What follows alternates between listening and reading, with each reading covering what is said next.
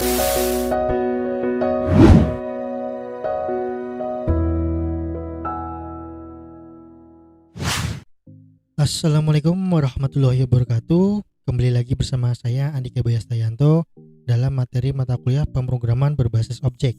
Sekarang kita sudah masuk ke pertemuan 11, di mana pertemuan 11 ini masih membahas tentang pembuatan form, kemudian ada implementasinya OOP, kemudian nanti ada logikanya. Dan nanti ada tambahan tentang objek-objeknya. Kayak misalkan kemarin kita sudah membahas tentang objek text area gitu kan, ada button, terus ada combo box tuh. Nah, nanti kita akan membahas objek-objek barunya. Tapi sebelum membahas objek baru, silakan kalau di slide-nya itu sudah agak saya revisi. Ini pertemuan 11 yaitu membuat form dan implementasi OP dan logika.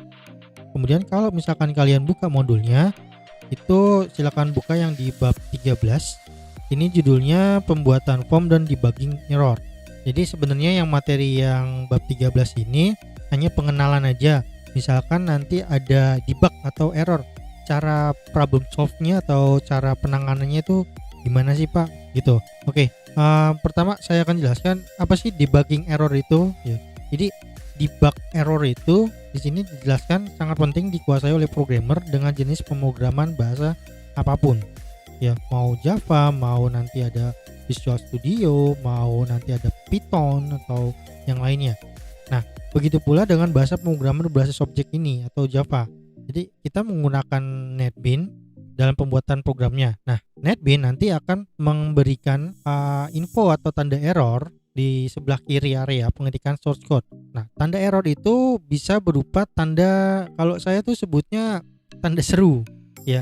Jadi di sini sebenarnya ada lampu tapi tanda serunya warna merah, nggak kelihatan banget gitu. Biasanya saya suka sebutnya itu tanda seru. Nah, tanda serunya itu nanti ada dua warna, ada warna kuning sama warna merah. Kalau di sini ada lampu terus tanda serunya warna merah. Nah, biasanya itu sifat merah itu agak fatal, misalnya udah paling parah lah. Misalkan kita bikin text field namanya txt kode, tapi kita ditulis tuh pemanggilnya txt kode barang misalkan gitu. Nah, kode barang itu kan nggak ada, makanya dia merah, nih nggak mengenal, makanya nanti dihapus. Oh, barangnya ternyata nggak ada, jadi txt kode gitu. Nah, nanti biasanya ikon tanda seru itu, error tersebut biasanya akan muncul tuh tips atau keterangannya, atau istilahnya tuh infonya, misalkan di sini apa sih gitu. Nah, dan jika kita klik icon error tersebut, maka akan muncul solve optionnya untuk mengatasi kesalahan dari baris source code. Makanya saya bilang, kalau misalkan nanti kalian ada yang error atau masih ada yang debug, lihat di line berapa. Saya suka nyebut line atau baris berapa. Nanti silakan lihat tooltip atau keterangannya itu apa kesalahannya gitu. Nah, di sini contohnya, ini gambar solve option pada tooltip error. Nah, ini saya langsung praktekkan ya. Ini kemarin ada yang di pertemuan 10 ada bikin form browser balapan Java ya. Terus di sini saya coba bikin error. Bikin errornya gimana Pak? Jadi di sini file barangnya atau file kelas barangnya itu saya coba hilangkan dulu. Nah, yang ini ya. Ini saya copy dulu, saya pindahkan dulu ke Notepad. Nah, ini coba saya hilangkan dulu nih. Barang.java. Delete. Oke. Nah, nanti di form barang tadi berarti dia akan terjadi error. Ya. Errornya yang mana, Pak? Nih. Yang barang ini. Barangnya italic atau garis miring. Nah, gimana cara penanganan atau problem solve-nya? Pertama, kalian ke errornya ini. Nah, di sini ada cannot find symbol kelas barang bla bla bla bla. Jadi di sini tidak ada filenya gitu, location bla bla bla nggak ada. Nah, gimana caranya biar ada? Caranya kalau yang misalnya tanda merah ini, kita klik aja tanda debuggingnya.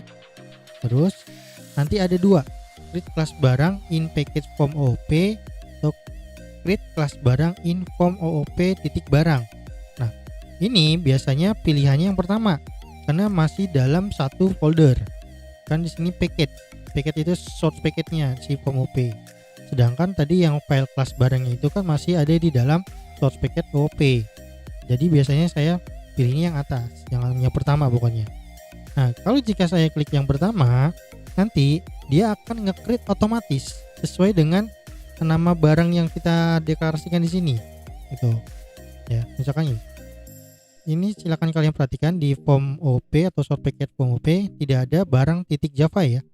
Tapi kalau misalkan saya klik terus create, nah itu nanti dia otomatis nih, tuh nanti otomatis.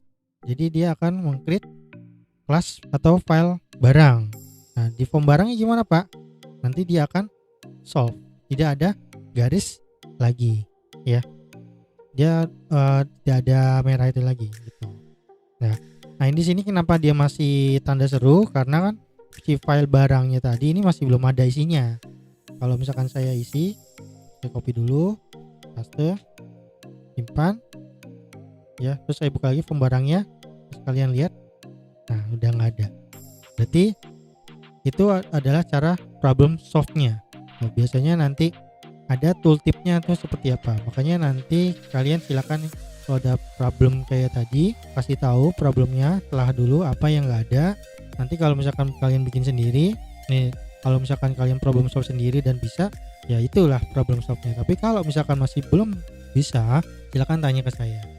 Tadi ikonnya itu ada dua, yang tanda seru merah sama tanda seru kuning. Kalau tadi merah yang agak parah tuh, tapi kalau yang kuning itu biasanya diabaikan tuh nggak masalah. Misalkan di sini ada kuning nih, tanda seru kuning yang ini. Di sini ada namanya di line 18 ya, ada namanya prosedur non aktif. Kalau misalkan saya klik, ada tooltipnya overridable method call in constructor. Nah di sini kalian abaikan aja. Di sini menandakan bahwa scriptnya ini biasanya kita bikin sendiri atau prosedurnya kita bikin sendiri. Non aktif itu kan isinya adalah sebentar. Nih, void non aktif. Jadi diabaikan aja kalau ada yang masih tanda seru yang kuning ya. Itu nggak mempengaruhi. Yang fatal itu adalah yang warna merah. Jadi seperti itu, bisa dipahami baik-baik. Nah, di sini sudah dijelaskan cannot find symbol tadi seperti yang saya jelaskan. Ya. Nah, di sini di pertemuan 11 ini kita nanti akan membuat kode atau membuat codingnya berdasarkan form yang sudah ada. Misalkan di sini ada form program perumahan, developer perumahan PT Rumah Murah Meriah gitu. Terus ada panel biasa, kalian nanti silakan tambahkan data rumahnya, kemarin sudah diajarkan. Terus ada combo box, kemudian ada harga dasar. Terus ada panel lagi fasilitas rumah. Nah, di sini yang kotak ini itu namanya checkbox, bukan cebok ya, tapi checkbox gitu. Terus di sini masing-masing checkboxnya ada 3. Checkbox untuk jogging track, swimming pool, dan gymnasium. Nanti sebelahnya itu pakai namanya label ya, 100, 200, 300 itu dia pakai label. Tapi nanti teksnya dikosongin dulu, nanti saya ajarkan. Terus cara pembayaran panel baru lagi ada namanya di sini yang bullet adalah radio button. Ada BTN sama other bank. Nanti di sebelahnya itu ada tentunya adalah text field. Nanti silakan di nama-namain. Terus ada total sebelahnya adalah text field. Kemudian ada 3 common button atau 3 button hitung bersih keluar standar nih. Nah, di sini formnya sudah saya buat sebenarnya, tapi saya akan menjelaskan untuk pembuatan objek baru ya. Jadi sini saya buka. Di sini saya sudah membuat source packet baru namanya form_studi kasus ya. Terus saya bikin di sini new gframe form, namanya adalah form rumah.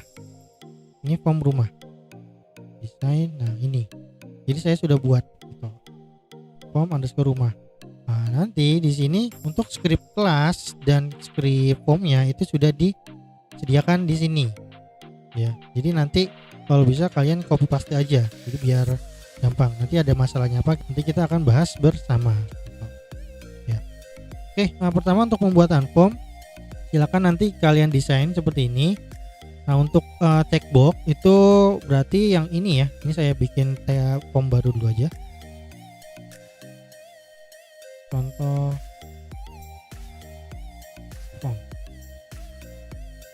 ini, lebarin. Nah untuk checkbox itu silakan kalian ke kanan. Ini ada checkbox, diklik, klik. Ada satu lagi, klik, gitu ya.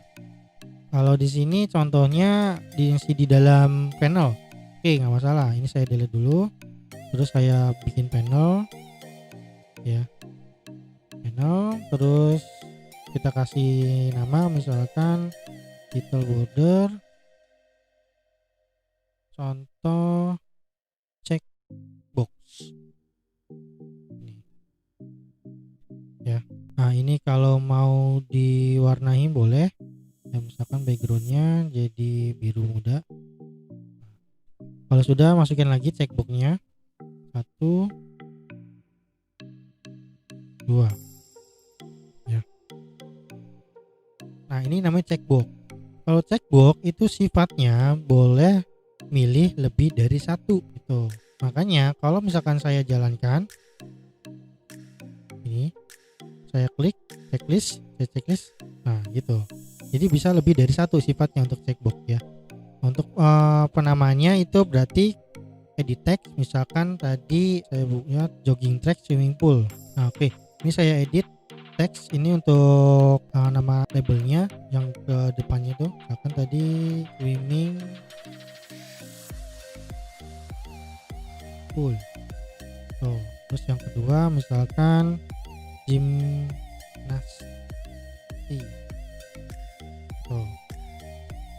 Nah terus untuk penamaannya, kalau di sini kan harus dinamain nih, checkbox name CBJOG, checkbox 2 misalkan CBSW. Nah berarti di klik kanan change variable name, misalkan CBSW, terus swimming, oke, gimnastik, sorry, CB gym, oke. Berarti nanti di sini namanya adalah CB swimming, ini untuk CB gimnastik. Bisa kalian lihat di halaman navigatornya ya, di navigatornya. Oke, itu untuk checkbox ya, untuk checkbox. Kalau tadi pasangannya itu checkbox berarti label, labelnya berarti gini aja nih, klik ya kan, klik. Nah tinggal nanti serah, ini saya kosongin dulu, atau misalkan label swimming ini nggak masalah nih ya, label gym. Nah nanti dinamain lagi nih, label swimming, kemudian ini label gym gitu ya. Jadi tolong dibedain ya antara edit text sama change variable name. Kalau edit text itu hanya tampilan luarnya aja untuk tampilan di formnya, tapi kalau untuk change variable name kita mau namain si objeknya itu apa gitu. Supaya apa Pak? Supaya nanti pemanggilan di codingnya itu berfungsi ya, jadi jangan sampai ada yang salah nama variabelnya gitu. Oke, itu untuk checkbox. Nah kemudian ada untuk radio button. Radio button saya bikin panel lagi. Ini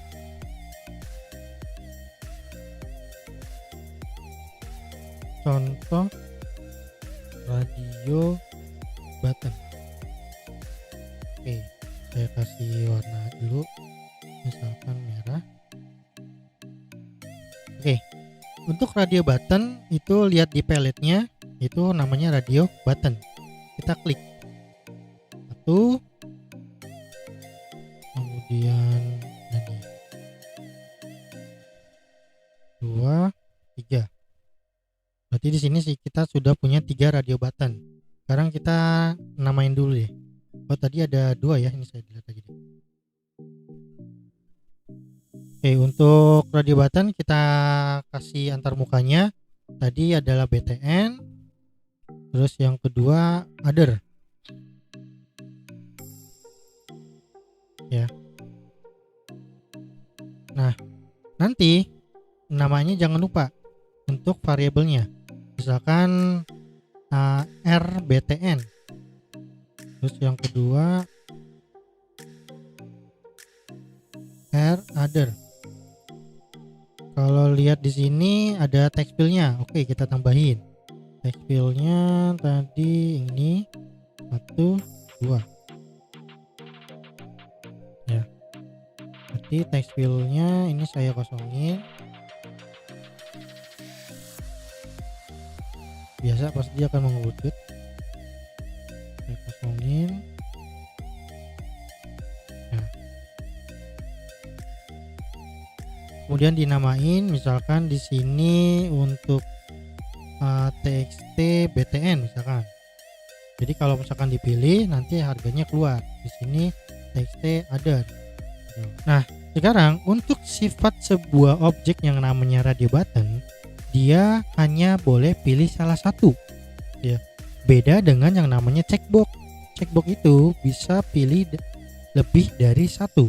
Ya. Jadi tolong dipahami baik-baik. Checkbox itu boleh memilih lebih dari satu. Tapi kalau untuk radio button itu hanya boleh pilih salah satu. Gitu. Jadi nggak boleh lebih satu. Misalkan pilih 2, pilih 3 itu nggak boleh. Nah, kalau misalkan ada sifatnya boleh pilih lebih dari satu, ya kalian pakainya checkbox. Tapi kalau misalkan pilihnya hanya satu, hanya boleh satu, berarti kalian pakai radio button. Kalau di sini untuk checkbox itu misalkan ada kita punya rumah fasilitasnya mau ada swimming pool, gimnastik, dan misalkan lapangan badminton gitu. Berarti kan bisa lebih dari satu. Tapi kalau untuk radio button itu biasanya hanya pilih salah satu. Nah, contohnya tadi kamu mau pilih pembayaran menggunakan bank BTN atau menggunakan yang lainnya, itu untuk radio button. Atau misalkan ada pemilihan untuk jenis kelamin. Jenis kelamin kan di dunia ini kan ada dua, ada pria dan ada wanita. Nah, jadi dipilih salah satu. Jadi untuk sebuah objek itu pasti mewakili sebuah fungsi. Jadi tolong dipahami baik-baik. Nah, untuk radio button sifatnya itu hanya boleh satu, itu ada objek tambahan lagi ya.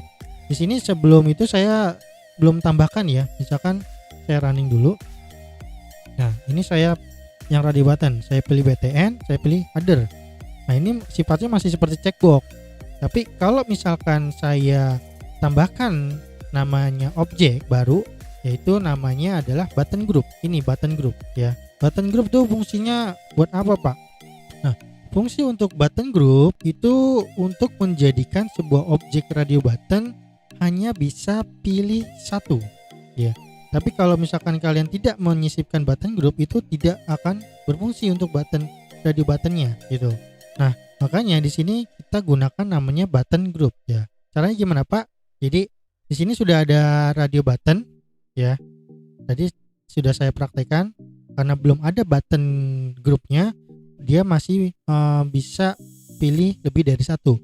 Tapi kalau misalkan saya klik, saya tambahkan di dalam panelnya aja ya, klik gitu. Nah, sifat untuk button group atau objeknya itu nggak kelihatan, tapi sebenarnya ada. Gimana, Pak, kalau misalkan saya sudah klik tapi saya lupa itu udah ada atau belum? Nah, kalian lihat di navigator nih, ya, di sini sudah ada button group gitu ya. Jadi sudah ada. Kalau misalkan kalian lupa, selalu lihat di navigator. Misalkan saya delete lagi. Nah, di sini belum ada ya button groupnya. Nah, saya tambahkan di sini, klik, baru dia nambah. Nah, gitu ya. Nah, gimana, Pak, biar si radio button bisa pilih hanya satu aja? Satu, tadi sudah saya tambahkan button group. Kemudian di masing-masing radio button saya klik untuk yang BTN. Ini oke aja. Saya klik untuk yang BTN. Terus kalian ke properties. Terus lihat untuk namanya button group. Ya.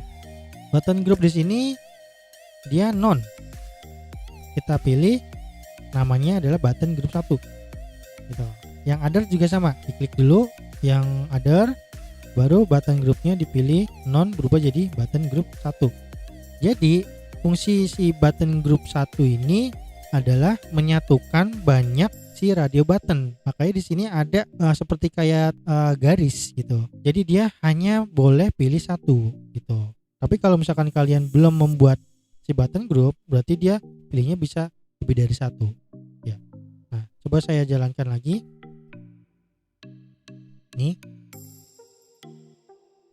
saya klik BTN, terus saya klik other. Tuh. Jadi hanya bisa satu aja, pilih salah satu aja, nggak bisa lebih dari satu untuk radio button. Jadi seperti itu ya, tolong dipahami baik-baik. Kalau misalkan ada tambahan satu lagi Pak untuk radio button, gampang. Kita tambahkan radio button lagi satu. Misalkan saya tambahkan BCA lah misalkan. Nah, nanti kalau kita belum masukin si radio button BCA nih ke dalam button group, dalam grupnya tadi, kita running. Ini kelihatan BTN, ini kan sudah satu grup nih ya. Tapi kalau ini masih belum, nah, makanya dia bisa dipilih dua gitu ya. Nah, sekarang yang BCA kita masukin ke dalam satu grup ya, grupnya si BTN sama other. Berarti tadi diklik dulu radio buttonnya, kemudian pilih button group, nonnya pilih button group 1 ya. Kalau sudah, coba running lagi. Kita pilih ya BTN, other, BCA. Jadi fungsinya seperti itu untuk button group ya. Tolong dipahami baik-baik ya. Untuk yang penjelasan radio button ini sudah ada catatannya nih. Cuman kalau di sini kan kelihatan kurang gitu. Jadi itu adalah prakteknya.